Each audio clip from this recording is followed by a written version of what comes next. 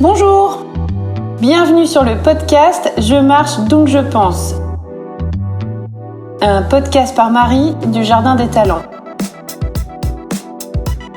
Des réflexions très personnelles sur la connaissance de soi.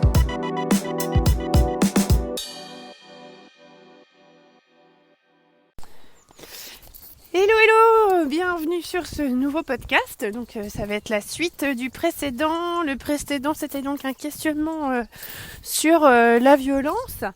Et j'ai fait un sondage sur mon compte Instagram de l'atelier au fond du jardin, qui est mon compte de photographe en fait. C'est celui où j'ai le plus d'abonnés, on va dire, et donc c'est pour ça que j'avais mis le petit questionnaire en publication éphémère sur mon compte Instagram. Pour vous, c'est quoi la violence? Donc j'ai eu quelques réponses que j'avais envie de partager avec vous, et pas de commenter directement, parce que l'idée c'est pas de dire si c'est une bonne définition ou pas une bonne définition, mais de voir ensemble par rapport au travail qu'on fait avec AVP aux États-Unis. Donc si vous prenez ce podcast-là en cours sans avoir écouté le précédent, je vous conseille d'écouter le précédent pour pouvoir comprendre de quoi je parle.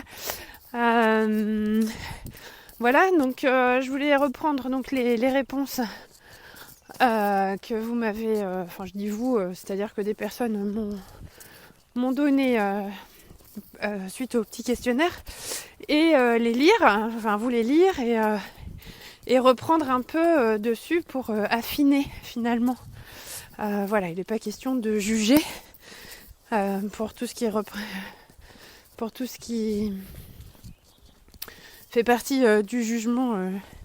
J'ai un épisode de podcast qui s'appelle La dichotomie tout noir ou tout blanc. Et qui plus est, quand on est en formation auprès de AVP, on est vraiment dans cette volonté de sortir du jugement. Et les Américains sont très très très très très à cheval avec ce qu'on appelle judgmental, ce qui est jugeant ou non jugeant. D'ailleurs, sur le dernier workshop, sur le dernier atelier, dans les commentaires à la fin, on fait toujours un feedback, un retour des impressions en fin d'atelier, et une personne a demandé à ce que ne soit plus dit « Oh, ceci est une bonne remarque »,« Oh, ceci est un commentaire intéressant », parce que c'est jugeant et du coup ça peut freiner la parole des personnes à qui on n'a pas dit que leur commentaire était intéressant ou bien, ou je sais pas, et que finalement, si on est dans une démarche d'écoute active, on n'est pas du tout là pour juger, ni pour dire en public devant différentes personnes que cette remarque est intéressante. Alors quand on est en face à face, dans certaines interactions, effectivement, on peut se permettre de dire à son interlocuteur que c'est intéressant, ça je n'avais pas pensé encore, je vais y réfléchir. Quand on est face à un groupe,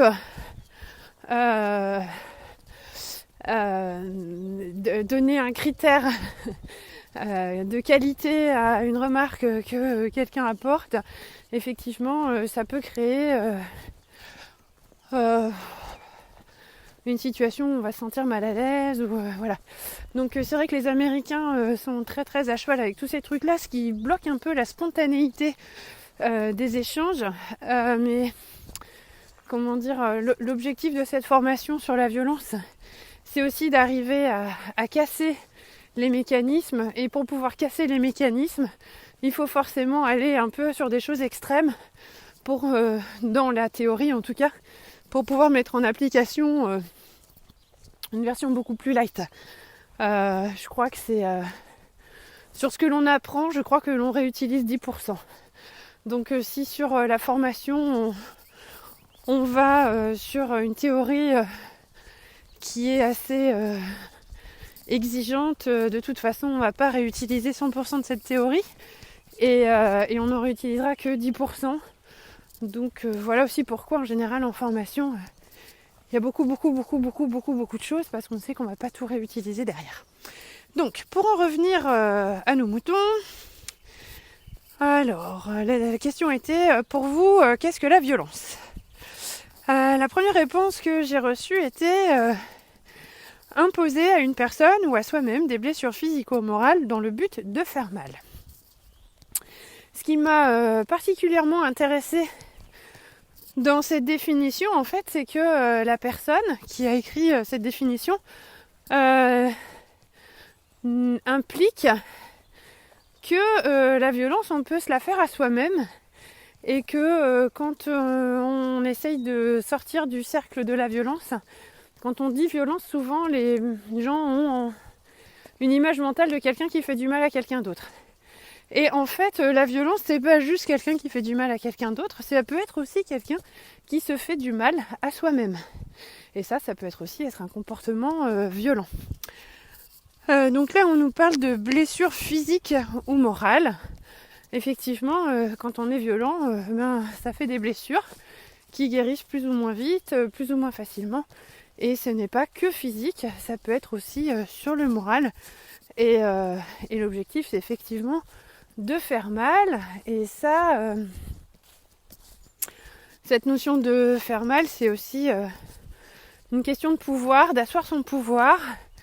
Et on repart sur une approche très préhistorique de l'humain, une fois de plus, mais quand on regarde une fois de plus toute la chronologie humaine, ça fait pas si longtemps que ça que nous sommes des hommes modernes, enfin des hommes et des femmes modernes. Et l'homme préhistorique a quand même été sur Terre bien plus longtemps que nous dans notre forme moderne. Et notre forme extrêmement moderne de maintenant est présente depuis très très très peu de temps. Donc forcément, le cerveau, bien que Darwin soit décrié de plus en plus, si on veut garder une approche darwinienne de l'évolution de notre cerveau, on est loin d'avoir pu s'adapter aux changements qui nous entourent. Donc on reste quand même largement influencé par ce qui a pu s'appeler à un moment donné le cerveau reptilien. Pareil, beaucoup de controverses autour de cette définition. Voilà. J'avais une autre définition qui était quelque chose qui me fait du mal physiquement ou psychologiquement. Pareil, comme dans l'autre définition, ce qui m'intéresse là, c'est qu'on n'incrimine pas forcément un tiers. C'est quelque chose qui me fait mal. Voilà, alors ça peut être moi, ça peut être un autre. Et aussi physiquement ou psychologiquement, donc il y a les deux formes de blessures. J'avais une autre définition qui était acte ou parole résultant d'une colère ou autre émotion à l'encontre de l'autre ou soi-même. J'aime bien aussi là le fait qu'on aborde les émotions.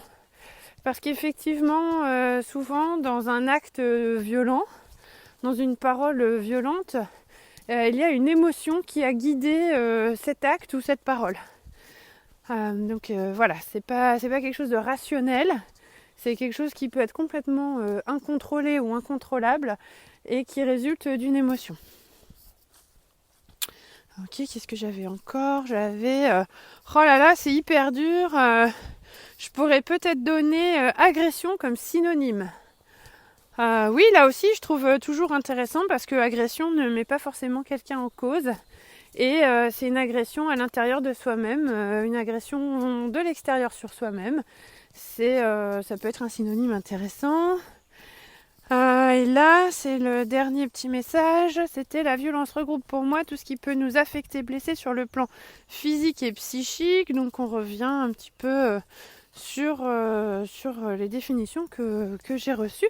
Et je remercie les personnes qui ont répondu à mon petit questionnaire. Voilà. C'était super intéressant de lire ces définitions. Quand on valide le titre de facilitateur AVP, gestion du conflit non violent, le terme de conflit doit être pris dans sa définition la plus large et pas juste comme étant deux personnes qui sont dans un désaccord.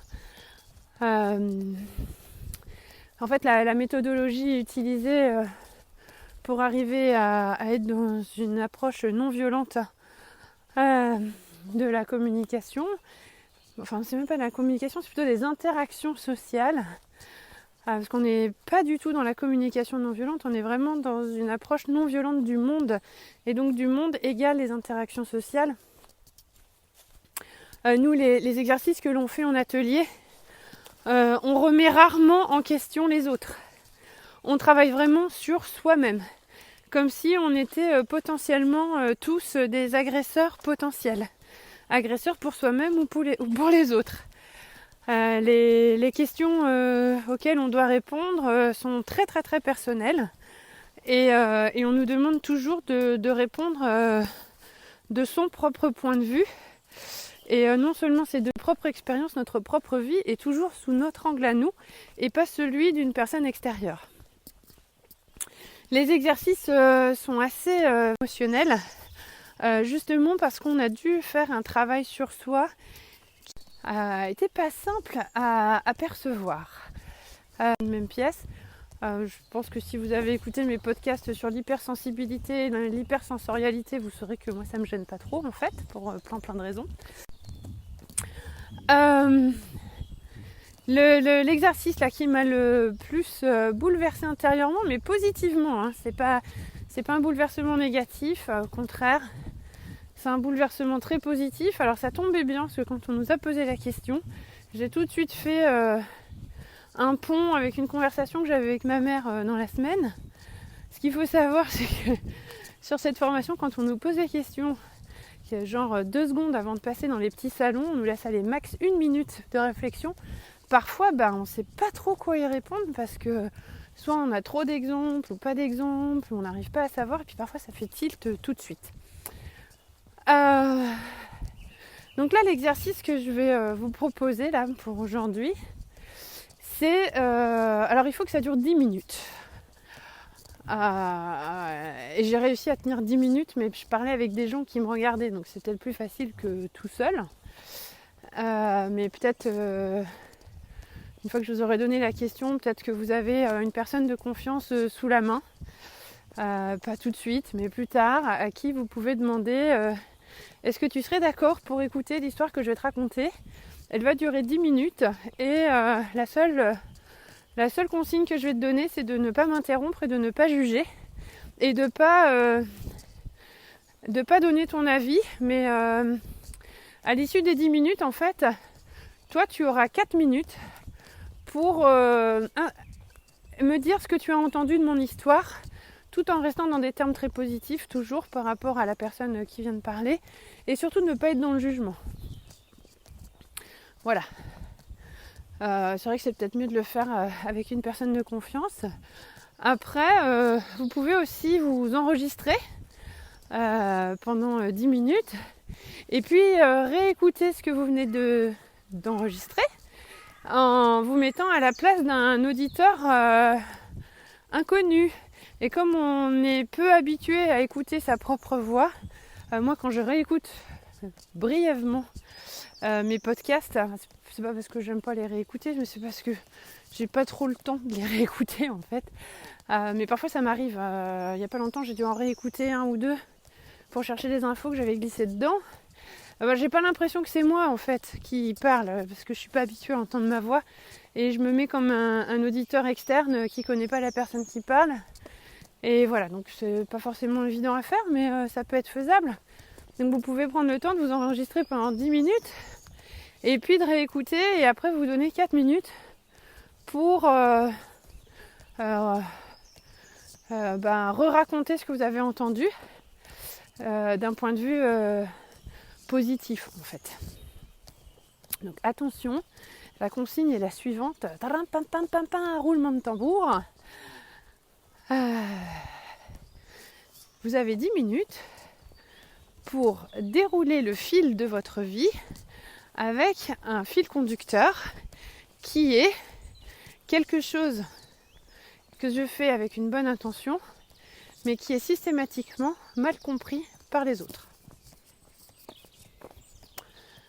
Est-ce que je dois réexpliquer la consigne ? Peut-être. Donc, depuis votre naissance jusqu'à aujourd'hui, quelque chose que vous faites, qui vous semble être la juste chose à faire, et qui finalement suscite systématiquement des situations de conflit avec les autres. Parce que cette bonne intention n'est pas comprise à sa juste valeur ou à la valeur que vous avez envie de lui donner. Voilà, vous avez 1 minute de réflexion, puis après, à vous de voir comment vous avez envie d'orienter cet exercice, soit tout seul maintenant, l'enregistrant, avec une personne de confiance. Voilà, c'est un exercice qui n'est pas facile, mais qui est assez déroutant. Voilà, allez, je vous laisse appuyer sur pause et je vous reprends après.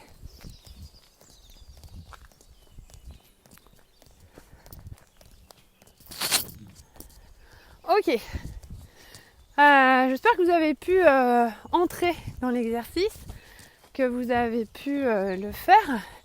Si vous n'avez pas pu le faire maintenant, peut-être attendre d'avoir pu le faire pour pouvoir écouter la deuxième partie du podcast, parce que j'ai peur d'être trop guidante dans ce que je vais vous raconter et de peut-être trop influencer ce que vous auriez eu envie de dire de façon spontanée.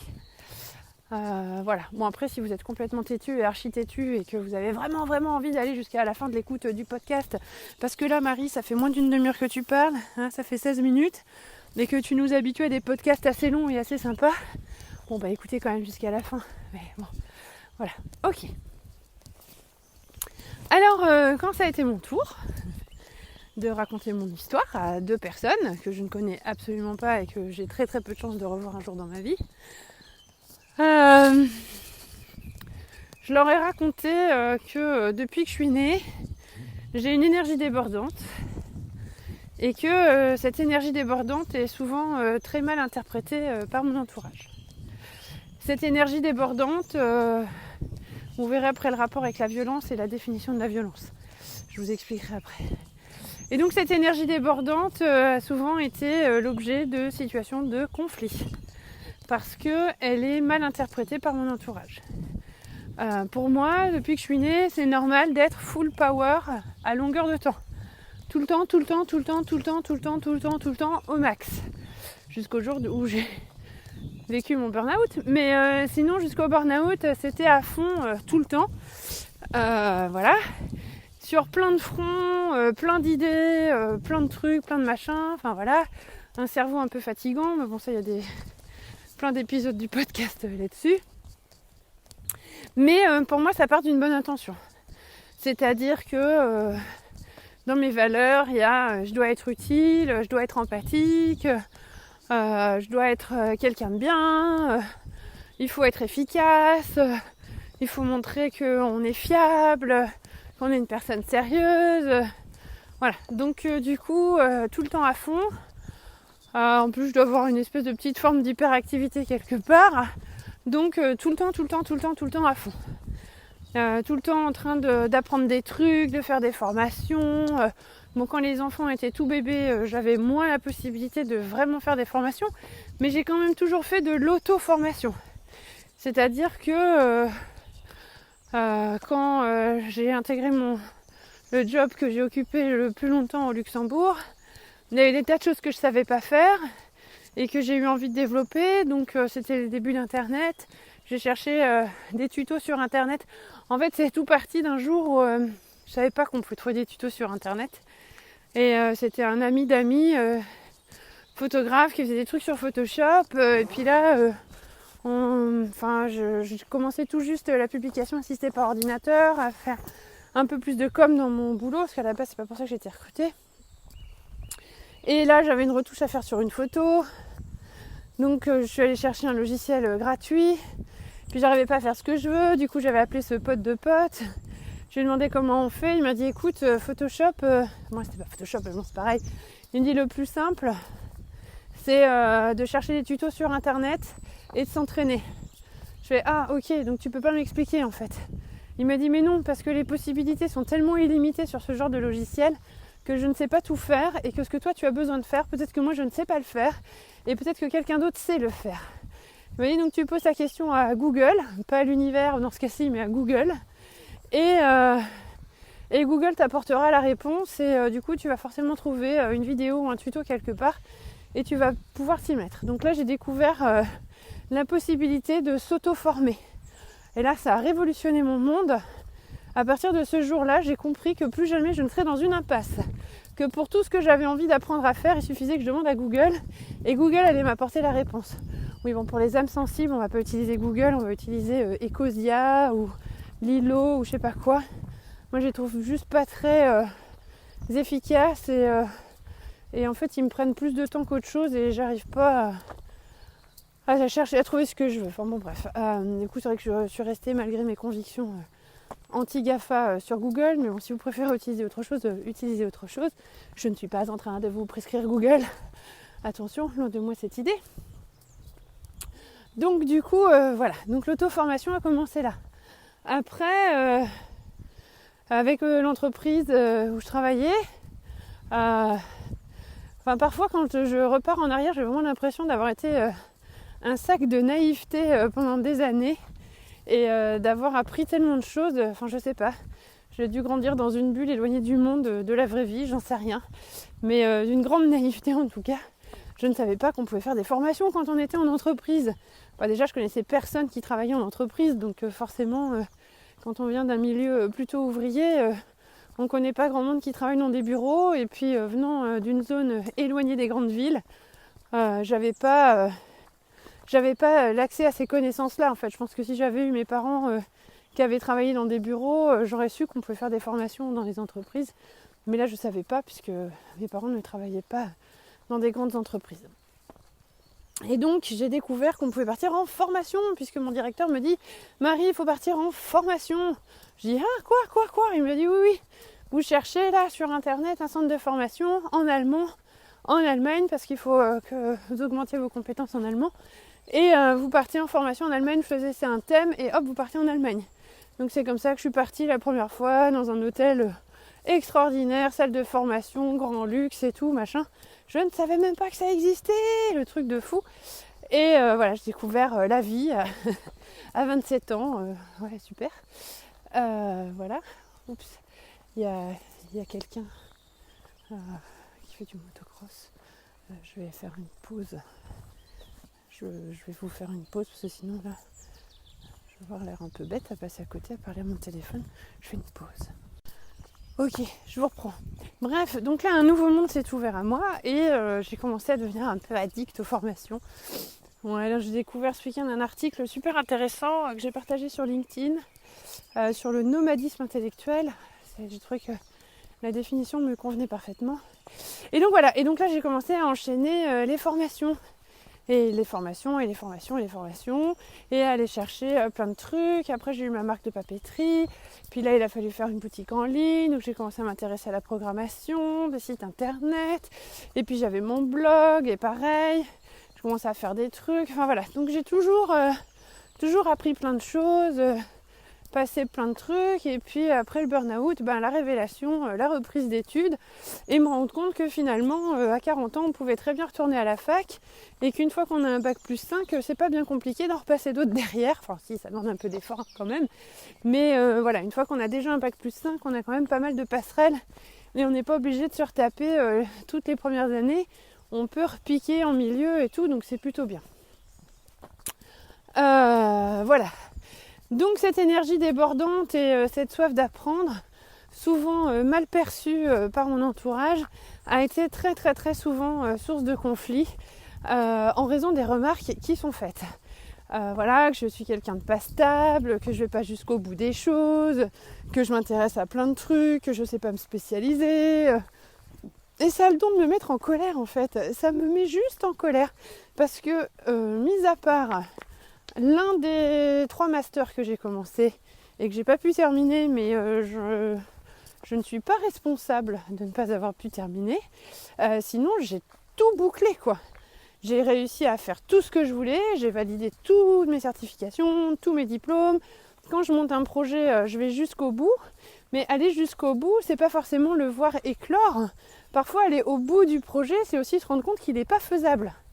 Mais j'ai exploré toutes les pistes possibles et je sais que si je ne l'ai pas fait naître, c'est parce qu'il n'était pas viable le projet. Donc moi j'ai vraiment la sensation d'être allée jusqu'au bout. Et quand j'ai quelqu'un en face qui me reproche et qui me dit que je suis instable et que je commence plein de trucs et que je ne termine pas, ça a tendance à activer chez moi la colère parce que je trouve ça parfaitement injuste. Derrière chaque montée de colère, on sait qu'il y a 3 émotions qui se cachent. Il y a la tristesse, il y en a 3, là j'en ai que 2. Il y a la tristesse, il y a la peur et il y a les regrets, les remords, les regrets.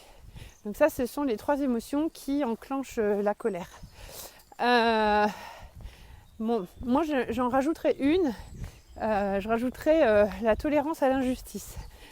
Chez moi, l'injustice, j'ai beau essayer de regarder si ça va dans tristesse, crainte ou remords, mais chez moi, l'injustice, ça me fait partir dans les tours et ça déclenche forcément une émotion de colère. Peut-être que c'est de la tristesse, l'injustice, parce que ça me rend triste pour la partie qui est oppressée, on va dire.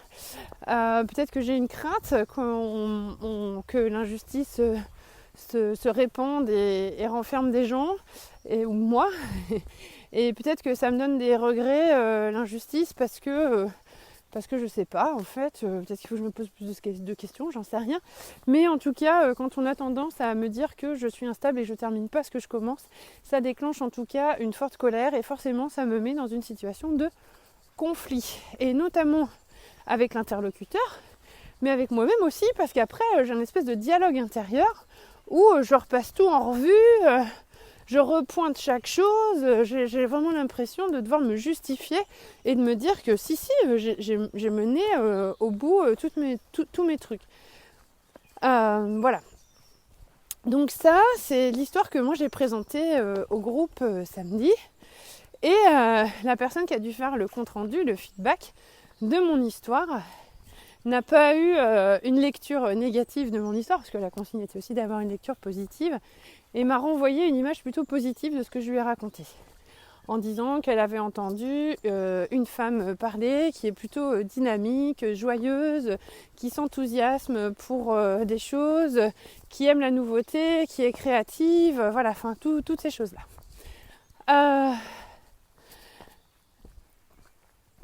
Et donc, le rapport avec la violence. Le rapport avec la violence, il est là. Chacun d'entre nous, on a à l'intérieur de soi son référentiel de valeurs, qui nous semble être nos valeurs justes et bonnes et les valeurs à suivre parce qu'elles nous appartiennent à nous. Or, il existe, je crois qu'on a trouvé une liste avec une des personnes que j'ai accompagnées.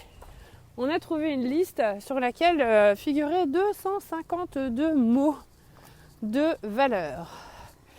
Alors, ce matin, les enfants me posaient des questions sur le loto et la probabilité de gagner au loto. Et il n'y a que 50 numéros, si je ne me trompe pas, au loto.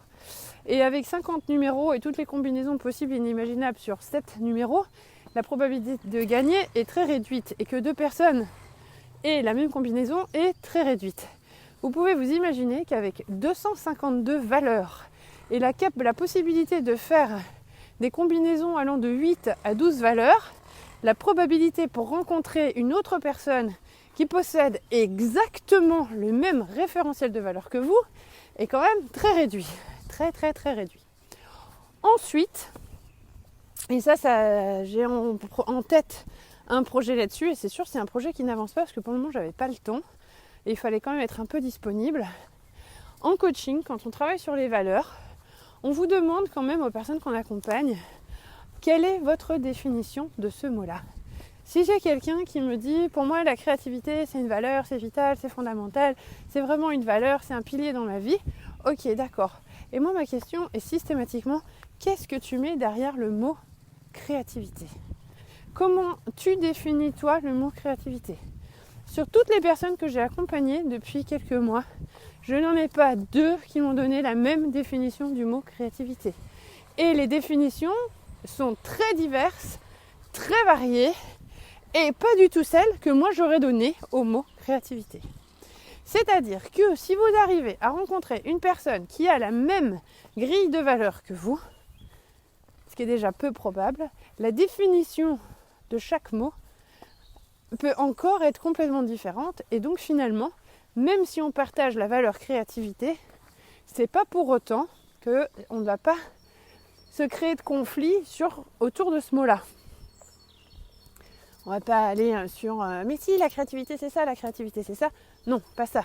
Créer un conflit qui a pour nœud la valeur créativité, c'est-à-dire que sur une situation donnée, par exemple au travail ou en famille, où la valeur créativité est en jeu, ça peut quand même créer une source de conflit parce que la créativité n'a pas le même sens chez les deux interlocuteurs.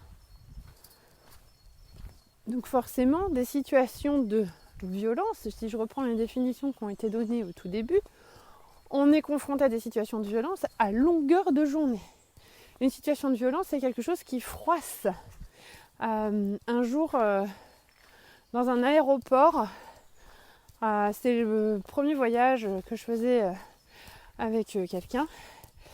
Et il y a un vieux monsieur, un vieil Italien qui vient nous voir et qui s'approche de nous et qui trouve un prétexte pour engager la conversation, truc genre c'est à quelle heure qu'ouvrent les portes pour enregistrer les bagages, un truc comme ça. Et voilà, et donc on engage un peu la conversation, vous venez d'où, machin. C'est un papy un peu le physique de Jean d'Ormesson, quoi. Un monsieur pas très grand, tout fluet, les cheveux blancs, avec un très fort accent italien. Il a regardé la personne qui m'accompagnait et il lui a dit « Cette femme-là, en parlant de moi, elle est comme du papier aluminium. Tout lisse, tout beau, tout propre. Tu mets ton doigt dessus et la trace, elle reste pour toute la vie. Tu ne pourras plus jamais l'enlever parce qu'elle est très, très, très sensible. » Alors maintenant, pour vous, si vous êtes arrivé à cet épisode-là du podcast, mon hypersensibilité n'est absolument plus un secret. Effectivement, cette image du papier alu, bien que je n'utilise jamais de papier alu pour des raisons environnementales, cette image du papier alu est restée en fait. Et la violence, c'est à partir du moment où le papier aluminium est marqué par une trace. Et que cette trace, on ne peut plus l'effacer, ni l'enlever, et qu'elle reste. Évidemment, on ne vit pas dans un monde de bisounours. J'ai partagé un article la semaine dernière sur la page le compte Instagram du Jardin des Talents qui disait que d'après Catherine Guéguen, psychologue, 95% des enfants en France ont déjà été confrontés à une situation de violence éducative ordinaire. Voilà, heureusement pour nous, nous ne sommes pas des êtres humains parfaits.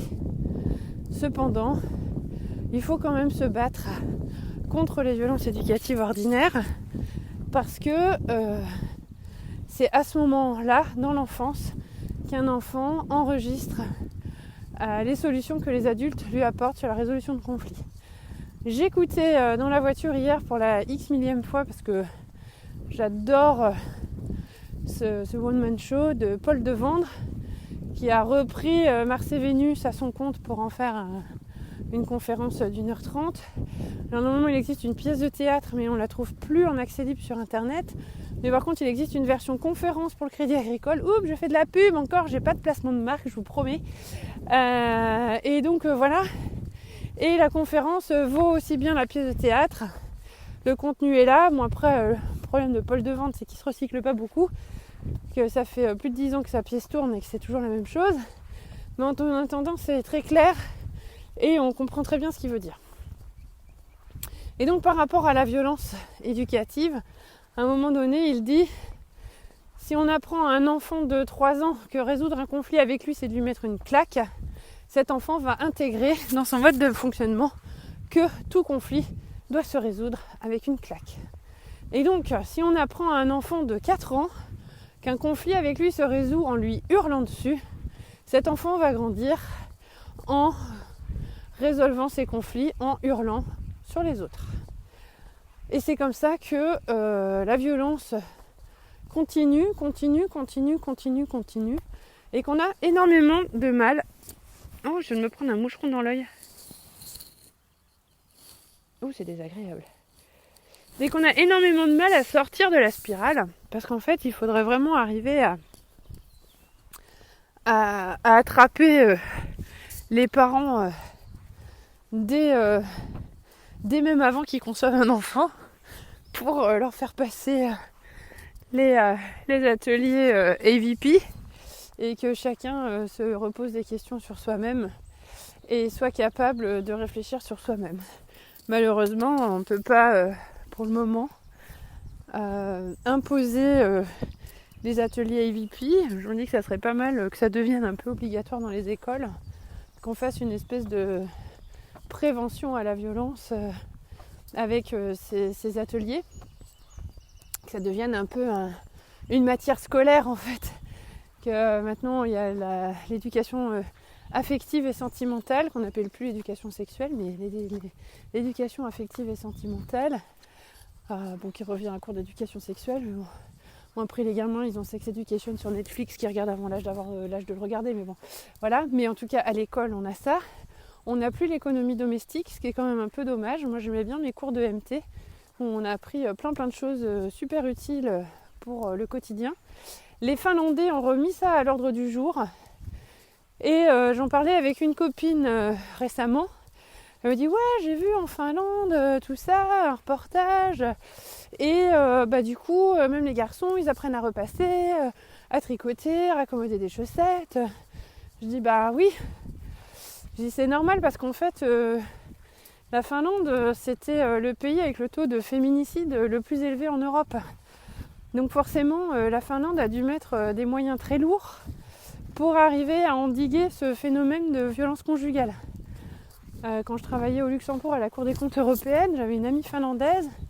Elle me disait c'est pour une femme, c'est beaucoup moins dangereux de se promener toute nue dans la rue en Finlande que de vivre avec un homme. Voilà, ça en disait long. Et mon amie finlandaise, elles sont 4 sœurs, il n'y en avait qu'une sur les 4 qui était mariée, je crois, et une très très grande peur des hommes. Forcément, la Finlande a réfléchi et s'est dit si on veut endiguer ce phénomène de violence conjugale, qu'est-ce qu'on fait ? Et bien du coup, pour l'endiguer, déjà ils ont mis des lois sur la consommation d'alcool qui sont assez... comment on dit ? J'ai oublié mes mots, à force de ne pas utiliser des mots intelligents, on les oublie. Répressive, non pas répressive, parce que c'est pas vraiment répressif. C'est juste que les taxes sur l'alcool sont très très élevées, donc l'alcool est très très cher. Et qu'à partir d'une certaine heure, je crois que c'est 19h ou 20h, on n'a plus le droit d'acheter de l'alcool dans un supermarché ou ailleurs. Et le taux d'alcool au volant, c'est tolérance zéro avec beaucoup de contrôle. Donc les Scandinaves sont vraiment super réglo. Moi j'ai jamais vu un Scandinave rouler bourré, hein. Ça n'arrive pas. Pas un Anglais non plus. Mais voilà, parce qu'il y a des gros problèmes avec l'alcool et la violence conjugale liée à l'alcool. Donc il a fallu mettre en place des mesures positives, pas répressives justement, mais plutôt positives. Et dans ces mesures positives, il y a l'économie domestique à l'école pour les filles et pour les garçons. Et tout le monde apprend à coudre, à raccommoder, à passer le balai, à cuisiner, tout ça. Et donc forcément, nous, d'un point de vue d'ici, on se dit waouh.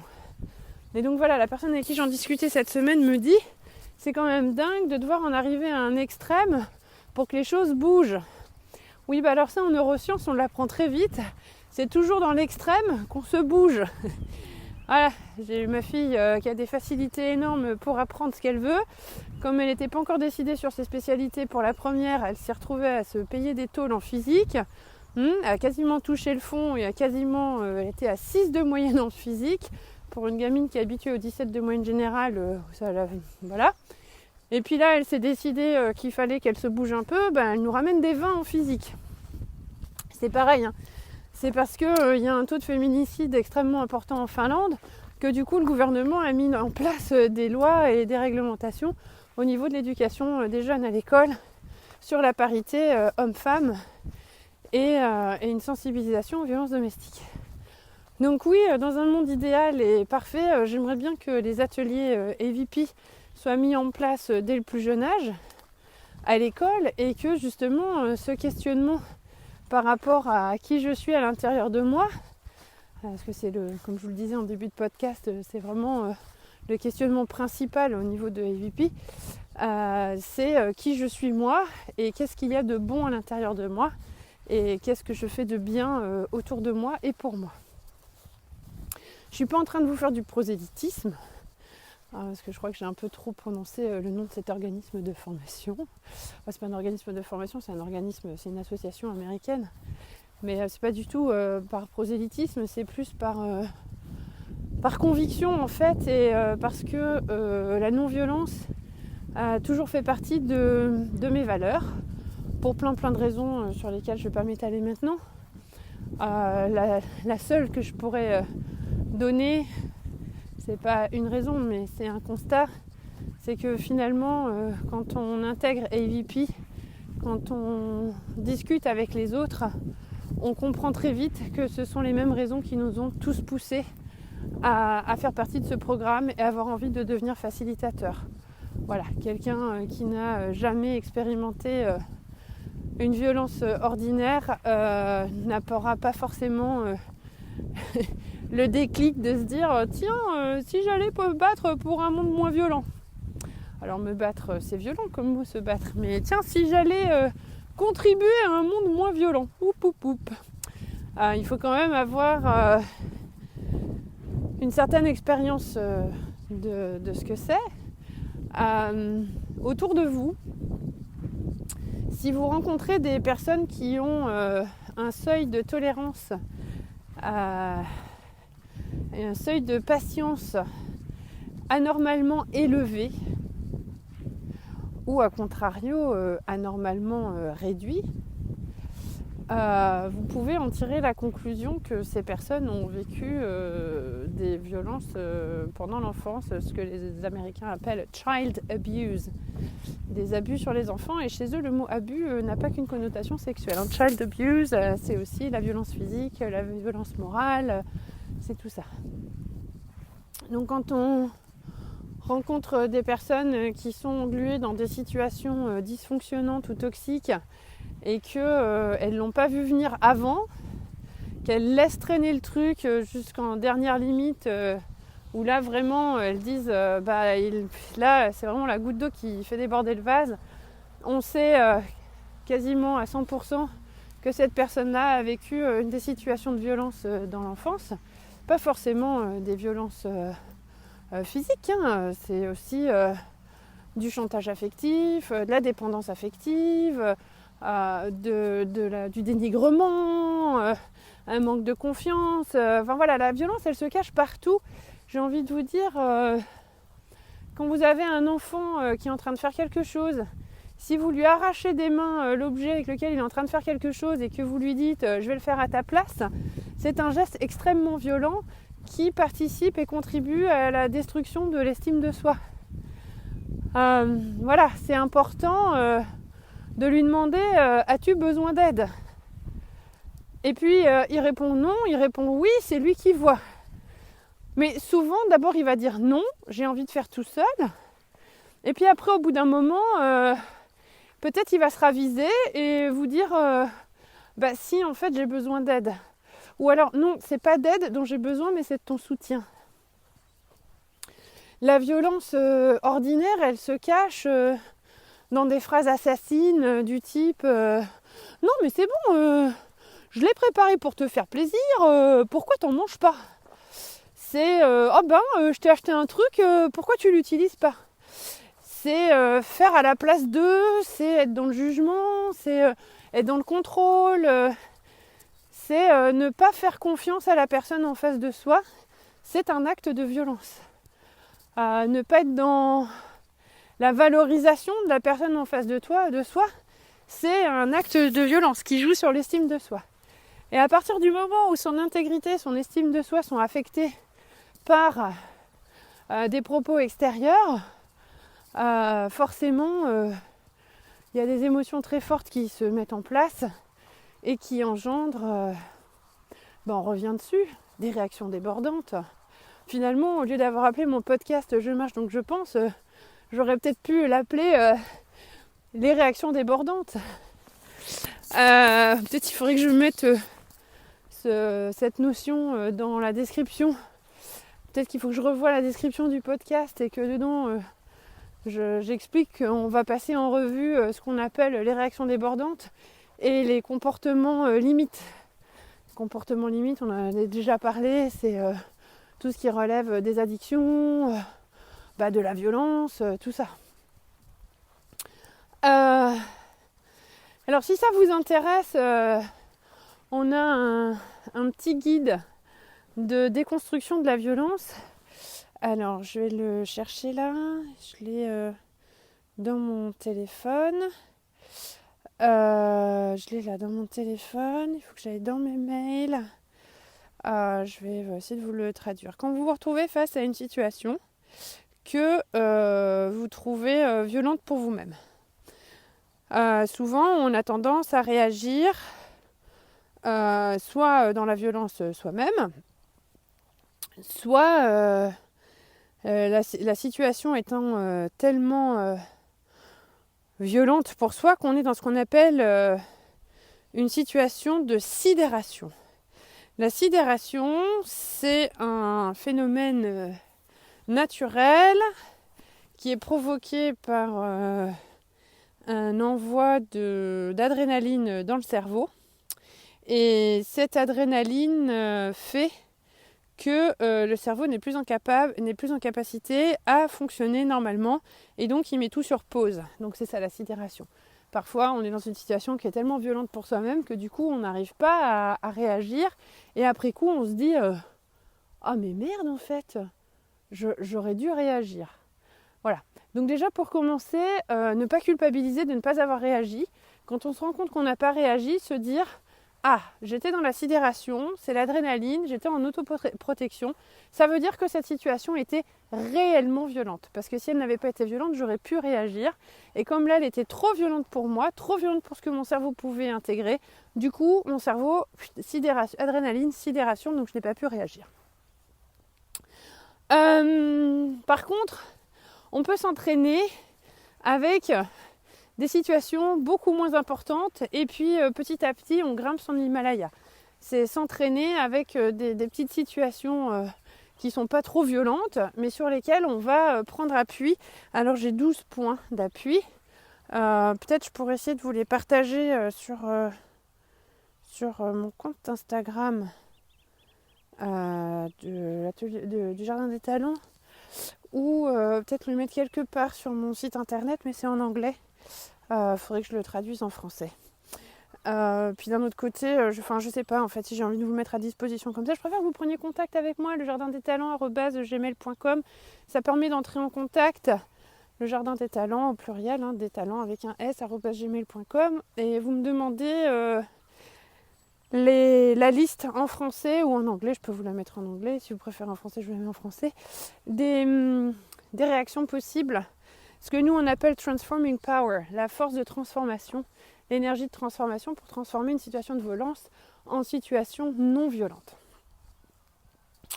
Le premier point qui nous est donné, c'est chercher à résoudre le conflit en atteignant des objectifs communs. Donc quand on sent une confrontation, quand on se sent agressé par son interlocuteur, quand visiblement on a des points de vue différents, avoir la capacité à se mettre en pause dans son discours, à poser des questions à son interlocuteur pour essayer d'aller chercher des intérêts communs. Ça demande un temps de latence. Ce temps de latence est extrêmement important dans la gestion de la violence. C'est celui qui va permettre justement au taux d'adrénaline de baisser. C'est celui qui va permettre à l'émotion colère de baisser. Et peut-être, pendant ce temps de latence, se poser la question tristesse, peur, regret. Voilà, qu'est-ce qui anime ma colère là ou injustice ? Est-ce que je suis triste ? Est-ce que j'ai peur ? Est-ce que je suis dans le regret ? Est-ce qu'il y a une situation d'injustice ? Ok. Et ensuite, poser des questions à son interlocuteur pour essayer d'aller chercher des objectifs communs à atteindre. Quels sont mes objectifs à moi dans cette situation-là ? Et quels compromis nous pouvons trouver ?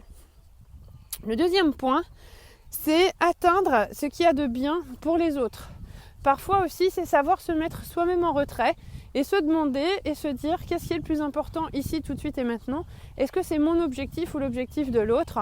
Et si c'est clairement l'objectif de l'autre, j'ai la capacité à me mettre en retrait sur cette situation-là. Le verbaliser. Ok, d'accord, on n'est pas d'accord sur ce truc-là. Je me mets en retrait dans cette situation parce que je sais que pour toi, c'est important d'aller là. Par contre, une autre fois, peut-être qu'il faudra que ce soit toi qui te mettes en retrait pour que je ne me sente pas oppressée. Mais voilà, arriver à faire un pas en arrière et dire ok, sur ce coup-là, je te laisse la main. Et par contre, une autre fois, peut-être ce sera moi qui aurai la main. Ensuite, le troisième point, c'est écouter avant d'être dans le jugement. Ça, c'est quelque chose que l'on s'entraîne énormément à faire auprès des VP, c'est être dans l'écoute non jugeante.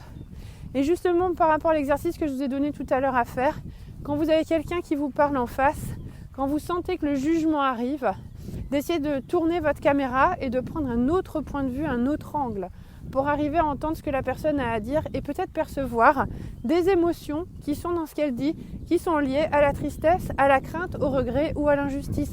Et aussi pouvoir le verbaliser. Donc si j'écoute bien ce que tu es en train de me dire, mon ressenti à moi, c'est que tu as peur que ça se produise. Si j'entends bien ce que tu es en train de me dire, il semblerait que tu sois triste, que l'on ne retienne pas ce que tu as proposé. Voilà. Alors, hop, le téléphone. Ensuite, baser sa prise de position sur la vérité, c'est-à-dire être honnête avec soi-même et donc être honnête avec les autres. Ça, c'est vraiment important. Le 5, être prêt à revoir sa position si elle n'est pas adaptée. Parfois, voilà, tout à l'heure c'était savoir se mettre en retrait, mais c'est aussi accepter d'avoir tort et se dire effectivement madame, vous êtes beaucoup plus âgée que moi, c'est normal que vous me passiez devant dans la file d'attente. Je m'excuse, c'est vrai, c'est à vous de passer, c'est pas à moi. Moi j'étais pressée, mais vous êtes juste très vulnérable et je dois faire attention à vous. Attendre de l'expérience d'avoir un grand pouvoir sur les actions. Alors ça fait un peu bizarre comme phrase, mais se baser sur la jurisprudence en fait finalement pour pouvoir agir, pouvoir aller chercher dans ces expériences passées de quoi entrer en action. Osez être créatif au lieu d'être violent. Quand vous avez envie de décrocher une droite à votre interlocuteur, essayez d'imaginer une autre façon de lui mettre une droite, mais pas violente. Voilà. C'est pas toujours simple, mais voilà. Quand on sent la colère arriver, d'être un peu créatif, quitter la pièce, se mettre à rigoler, j'en sais pas rien, moi éternuer, je sais pas. Utiliser la surprise et l'humour. Alors nous, on a des personnes chez EVP qui nous racontent, parce qu'aux États-Unis, vous savez, le port d'armes n'est pas toujours interdit partout, et donc ils sont parfois dans des situations un petit peu bizarres, et donc c'est une dame d'une 70 ans à peu près qui nous raconte qu'elle sort d'avoir fait ses courses au supermarché, et là il y a un jeune, pouf, une arme à la main, qui la regarde et qui en gros qui veut la braquer.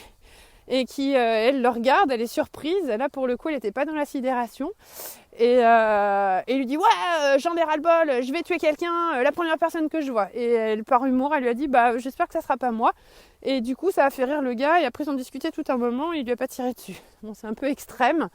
Mais voilà, d'essayer de casser le conflit avec un peu d'humour, avec un truc qui déroute un petit peu la personne en face. Apprendre à faire confiance à votre intuition pour agir, sauf si l'intuition elle est violente, on est bien d'accord, mais écouter son instinct à l'intérieur de soi. Être parfois prêt à, alors eux ils disent souffrir, mais être parfois prêt à endurer pour ce qui est vraiment important. Donc là on arrive vraiment sur cette notion d'injustice. Ce qui est vraiment important, ce sont les valeurs universelles. Et parfois, il faut savoir ronger son frein. D'être patient et persistant. Voilà, grande patience et grande persistance. Et de baser ses relations sociales sur l'honnêteté, le respect et l'attention portée à l'autre. Voilà, ça ce sont les lignes directrices qu'on nous donne. Ça fait un peu biblique. Évangélique, je sais pas, mais je trouve qu'il y a quand même des choses intéressantes à en tirer et qui permettent aussi de pouvoir sortir des situations violentes entre guillemets, parce que je me dis entre guillemets parce que on met violent des films où il y a forcément du sang et des morts, et que la violence c'est pas forcément quand il y a du sang et des morts, et qu'avant d'arriver à des situations de féminicide ou d'homicide ou de porter plainte ou de main courante, il y a peut-être forcément une solution non violente qui peut être prise en compte, basée sur un de ces 12 points. Du coup, ça peut être extrêmement fatigant quand c'est toujours la même personne qui va dans la réflexion et l'introspection. C'est pareil, si ça vous intéresse de pouvoir désamorcer des situations conflictuelles, j'ai aussi toute une liste de petites questions surprenantes qui peuvent désamorcer une situation. Donc vous pouvez aussi me les demander en me contactant sur le jardin des talents @gmail.com. On peut aussi s'entretenir par téléphone ou en visio. Je peux aussi faire de la guidance à partir de début mars. Je peux faire de la guidance. Vous proposer de travailler sur vous-même en introspection, justement, d'aller chercher à quel degré se trouve votre niveau de violence et voir comment arriver à le faire baisser à l'intérieur et aller chercher ce qu'il y a de beau et positif en vous. Voilà, donc poser des questions inattendues à son interlocuteur peut aussi être une façon de désamorcer une situation conflictuelle, mais pas n'importe quelle question et pas à n'importe quel moment. Donc ça c'est pareil, j'ai la liste à la maison. Je préfère ne pas donner des recettes toutes prêtes sur le podcast, mais vraiment prendre le temps d'en discuter ensemble. Et puis par le biais du coaching aussi, j'ai des outils qui peuvent permettre de retourner des situations, d'arriver à changer l'angle de film. Il faut toujours envisager qu'une situation sociale c'est comme un film ou une pièce de théâtre, et que finalement il y a toujours une caméra, 2 caméras, 3 caméras, et qu'on n'est pas obligé de n'avoir que sa propre caméra. On peut aussi essayer par moment de prendre une autre caméra qui n'est pas forcément celle de son interlocuteur, mais qui peut aussi être une caméra neutre, qui est pas celle de quelqu'un, qui est juste une autre caméra. Voilà. Alors j'ai fait une belle balade ce matin, c'était bien sympa. Et alors je sais pas si vous aimez savoir combien de kilomètres j'ai marché en enregistrant mon podcast. Moi ça devient un truc que j'aime bien faire. Alors je pense qu'il y a eu un bug parce que mon téléphone me dit que j'ai marché 72 pas. Et ça je sais que c'est pas vrai. Parce que j'ai quand même pas mal... 4,7 km, 6623 pas. Ok, super, symétrie de la marche, tout ça. Ah, j'adore. Bon, je vous souhaite une belle journée, une belle soirée, un bon exercice. Prenez le temps de le faire. Il est vraiment il est constructif cet exercice. Si vous avez besoin de le faire avec quelqu'un, que vous n'avez pas quelqu'un sous la main, c'est pareil, vous pouvez m'appeler. Vous m'envoyez un mail sur le jardin des talents @gmail.com ou par le compte Instagram Le Jardin des Talents. Sinon il y a le site internet www.le-jardin-des-talents.fr. Le site est en train d'être mis à jour, il y a des nouvelles choses dessus. Donc c'est pareil, il y a un formulaire de contact, donc vous me contactez. Il y a même une possibilité de chat sur le site internet, j'ai vu ça là, c'est assez intéressant. Comme j'ai l'application dans mon téléphone, que ça m'alerte, je dois pouvoir vous répondre à peu près rapidement. Je vous souhaite une très belle introspection, un très beau cheminement vers vous-même. Et n'oubliez pas, vous êtes forcément une belle personne au fond de vous-même. Et ça, c'est le plus beau des cadeaux que vous pouvez vous faire chaque jour. C'est vous rappeler à vous-même à quel point vous êtes une belle personne. Voilà, à très bientôt.